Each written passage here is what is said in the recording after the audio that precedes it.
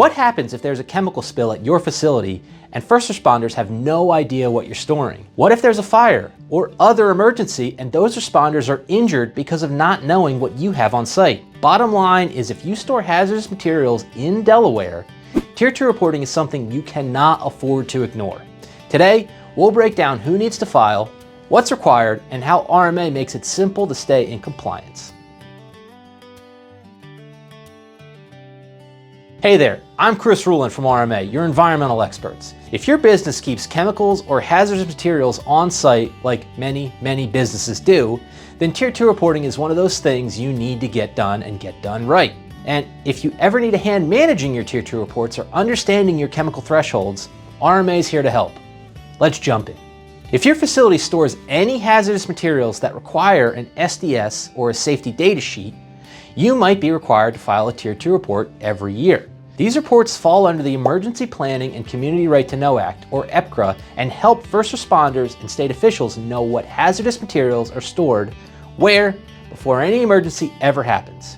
In Delaware, Tier 2 reporting is managed by DNREC through an online system called the Tier 2 Manager. Every facility must submit their annual chemical inventory by March 1st for the previous calendar year, which is a deadline everyone across the US has to meet, regardless of the state.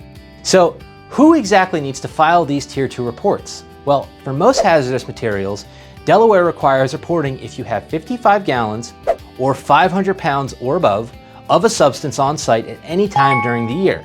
For extremely hazardous substances, or EHSs, that threshold can be even lower depending on the substance and the threshold planning quantity, or the TPQ. These limits are stricter than the federal baseline, which means more facilities in Delaware are required to report than in many other states. And yes, there are filing fees.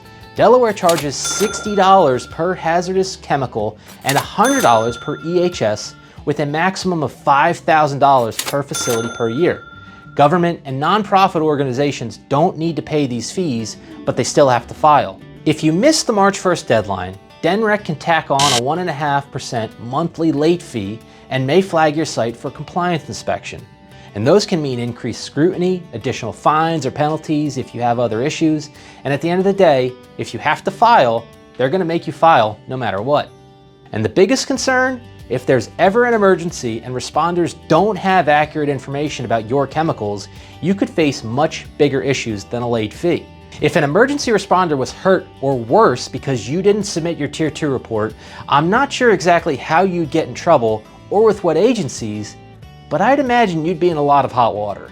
If you're not handling your Tier 2 reporting yourself, you'll also want to budget for consulting or preparation costs. That's the professional help it takes to get your reports done right and on time. You can use our free Tier 2 pricing calculator to estimate consulting service costs in just a few clicks.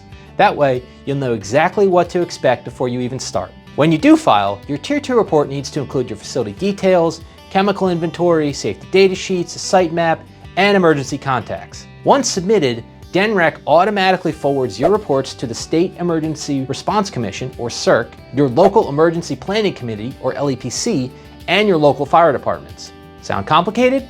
That's because it can be.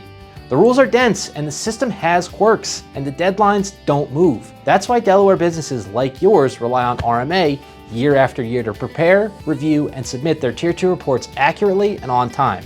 Just like some businesses hire external accountants to file their tax returns, lots of businesses hire consultants to file their Tier 2 reports.